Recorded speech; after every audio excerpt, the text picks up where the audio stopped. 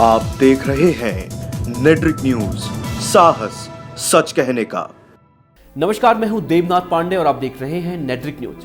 लौह पुरुष सरदार वल्लभ भाई पटेल का अखंड भारत के निर्माण में योगदान भुलाया नहीं जा सकता और ये वजह है कि बीजेपी सरकार ने गुजरात में सरदार पटेल की 182 मीटर ऊंची प्रतिमा यानी कि स्टैच्यू ऑफ यूनिटी बनाकर देश को समर्पित किया है। सरदार पटेल से भारतीय जनता पार्टी की सहानुभूति शुरू से ही रही है। ये सहानुभूति क्यों है, इसका जवाब कई इतिहासकार नेहरू बनाम पटेल की राजनीति के तौर पर देखते हैं। बात आजादी के बाद साल 1948 से लेकर 1949 की है। हिंदू राष्ट्रवाद का नारा लगाने वाली आरएसएस का अस्तित्व उस दौर में सवालों के घेरे में आ गया था। तत्कालीन प्रधानमंत्री जवाहरलाल नेहरू आरएसएस की गतिविधियों से खुश नहीं थे।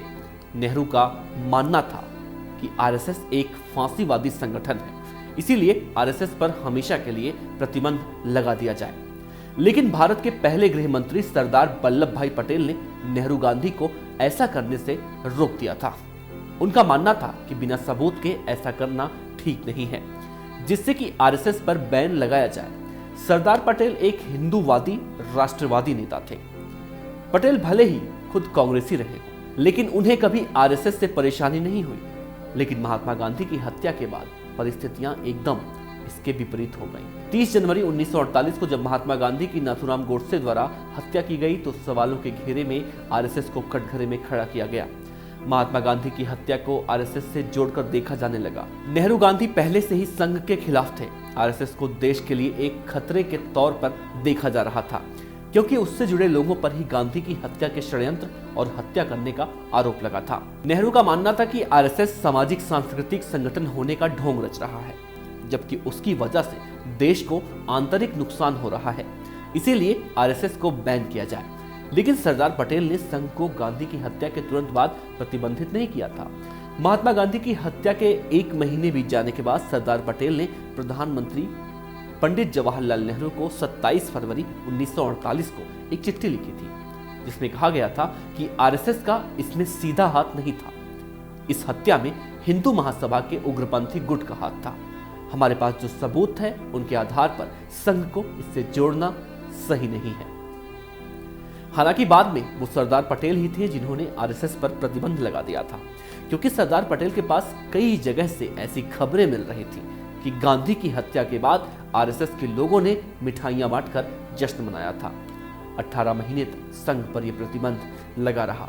आरएसएस पर बैन लगने के बाद 1948 में आरएसएस के प्रमुख एमएस गुरु गोलवलकर ने सरदार पटेल को चिट्ठी लिखी थी, जिसमें आरएसएस से प्रतिबंध हटाने की मांग की गई थी। प्रतिबंध हटाने के जवाब में पटेल ने लिखा था कि आरएसएस ने हिंदू समाज के लिए काम किया है, लेकिन आरएसएस बदले की आग से खेल रही है और मुसलमानों पर हमले कर रही है। उनके सारे भाषण सांप्रदायिकता के जहर से भरे होते हैं। इस जहर का नतीजा देश को गांधी जी के बलिदान के रूप में चुकाना पड़ा। हालांकि 11 जुलाई 1949 को तत्कालीन गृह मंत्री वल्लभ भाई पटेल ने कुछ शर्तों के साथ संघ से प्रतिबंध हटा दिया था। बाद में महात्मा गांधी की हत्या को लेकर चल रही जांच जैसे जैसे आगे बढ़ी तो पटेल को महसूस हो गया था कि संघ का सीधे सीधे हत्या में हाथ नहीं था, लेकिन उसकी फैलाई हुई सांप्रदायिक नफरत ने माहौल जरूर खराब किया। इंटरनेट के माध्यम से मिली जानकारी के मुताबिक 18 जुलाई 1948 को सरदार पटेल ने श्यामा प्रसाद मुखर्जी को एक चिट्ठी भेजी थी।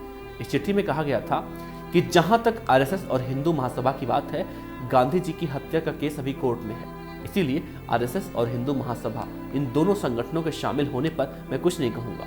लेकिन हमारी रिपोर्ट में इस बात की पुष्टि होती है कि जो हुआ वो इन दोनों संगठनों की गतिविधियों का नतीजा है, खास तौर पर आरएसएस के किएगा। देश में इस तरह का माहौल बन गया है कि इस तरह की भयानक घटना मुमकिन हो पाई है। मेरे दिमाग में इस बात को लेकर कोई शक नहीं है कि हिंदू महासभा का कट्टर धड़ा गांधी जी की हत्या की साजिश में शामिल था।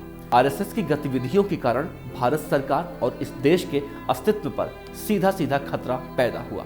इन सब के बावजूद संघ को जितना नापसंद नेहरू करते थे, सरदार कभी संघ को उतना नापसंद नहीं कर पाए। हालांकि बाद के दिनों में जब संघ ने 1962 में चीन युद्ध के दौरान सरहद पर राशन पहुंचाने में मदद करने के कार्य से पंडित नेहरू प्रभावित हुए थे। राजनीति के पंडित इतिहास के आधार पर सरदार और संघ के रिश्तों के कई मायने निकालते हैं, लेकिन ये समझना भी जरूरी है कि सरदार और संघ के रिश्तों को वर्तमान राजनीति से तौलने की बजाय तब की परिस्थितियों को देखा जाए, तब राजनीतिक, सामाजिक और कानून व्यवस्था बिल्कुल अलग था। अगर आप ये वीडियो फेसबुक पर देख रहे हैं तो हमारे पेज को लाइक करें और यूट्यूब पे देख रहे हैं तो हमारे चैनल नेड्रिक न्यूज को सब्सक्राइब जरूर करें। शुक्रिया। हमारे साथ जुड़े रहने के लिए हमारे YouTube चैनल को सब्सक्राइब करें, साथ ही बेल आइकन को दबाएं। नेट्रिक न्यूज की खबरें सबसे पहले देखने के लिए।